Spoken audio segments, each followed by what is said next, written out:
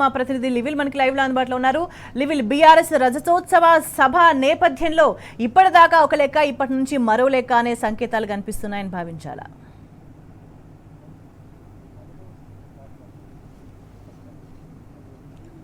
Exactly 2021 April 27న జలదృశ్యంలో పుట్టిన BRS పార్టీకి 25 సంవత్సరాలు పూర్తవుతున్న నేపథ్యంలో ఊరు వాడ అంతా కదిలి ఇవాళ జనసంద్రోహంగా వరంగల్ ఎల్కతుర్తి సభ చరిత్ర పుటల్లో నిలవనుంది. ఆనాడు బీఆర్ఎస్ పార్టీ సభ ఏది పెట్టినా చరిత్రలో ఒక స్థానం ఉంది. అలాంటి కనివిని ఎరగని రీతిలో మరొకసారి కూడా ఈ ఎల్కతుర్తి సభ ఒక చరిత్రలో నిలవనుంది. ఇవాళ అలంపూర్ నుంచి ఆదిలాబాద్ వరకు, ఖమ్మం నుంచి కరీంనగర్ వరకు అన్ని దారులన్నీ కూడా ఇప్పటికే వరంగల్ ఎల్కతుర్తి వైపు చూస్తున్నాయి. ఇప్పటికే పెద్ద ఎత్తున వెనక బండి కట్టి ఎల్కతుర్తి పోదామంటూ కూడా పెద్ద ఎత్తున బయలుదేరిన పరిస్థితి కనిపిస్తుంది.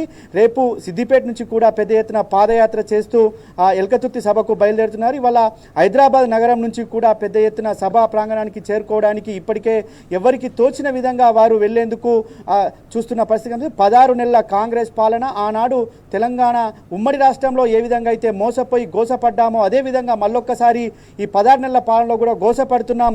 మళ్ళీ సారు రావాలి, మన కారు రావాలి అంటూ కూడా పెద్ద ఎత్తున ఎల్కతుర్తి సభకు ప్రయాణమవుతున్న పరిస్థితి కనిపిస్తుంది. ఇవాళ కేసీఆర్ ఏం మాట్లాడతాడు, కేసీఆర్ ఏం చెప్తాడు అనే దానిపై వినడానికి పెద్ద ఎత్తున ఈ సభ చరిత్రలో నిలవనుంది. ఇవాళ తెలంగాణ ప్రజానికం అంతా ఎదురు చూస్తున్న పరిస్థితి. తెలంగాణ ప్రజానికం ఎంత ఎదురు చూస్తుందో అంతకు మించి వాళ్ళ ప్రభుత్వంలోని పెద్దలంతా కూడా ఈ కేసీఆర్ ప్రసంగంపైనే ఆసక్తిగా చూస్తున్న పరిస్థితి మనకు కనిపిస్తుంది.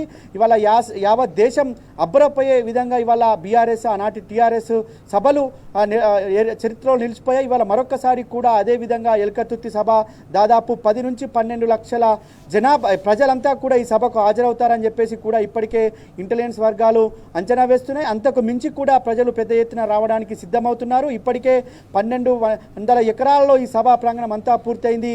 వాళ్ళ గులాబీ జెండా పడదాం, ఎల్కతుర్తికి పోదామంటూ కూడా పెద్ద ఎత్తున నినాదాలు చేస్తూ బయలుదేరిన పరిస్థితి కనిపిస్తుంది. మేము ఉదయమే బయలుదేరతాం, మాకు సభ కేసీఆర్ ఇంపార్టెంట్, మాకు మా పెళ్లిళ్ళు ఉన్నా మేము వాయిదా వేసుకున్నామని చాలామంది వాళ్ళ నాయకులు చెప్తున్న పరిస్థితి కనిపిస్తుంది. వాళ్ళ పండు ముసలి నుంచి చిన్న పిల్లాడి వరకు కూడా కేసీఆర్ ప్రసంగం వినేందుకు ఆసక్తిగా చూస్తున్నారు. ఈ 16 నెలల పాలనలో మేము మోసపోయి పడుతున్నాం, మళ్ళీ కేసీఆర్ రావాలి, వాళ్ళ మార్పు అంటే ఆ మార్పు ఏందో చూపిస్తున్నారు కనుక ఆ మార్పు మాకొద్దు, ఖచ్చితంగా 10 ఏళ్ల పాలనలో మేము సుభిక్షంగా ఉన్నాం, అలాంటి సుభిక్షమైన పాలన కావాలి, సురక్షితమైన తెలంగాణ ఉండాలంటే మళ్ళీ కేసీఆర్ సార్ రావాలి, ఈ కారే రావాలి అంటూ కూడా పెద్ద ఎత్తున కదం దొక్కుతున్న పరిస్థితి కనిపిస్తుంది.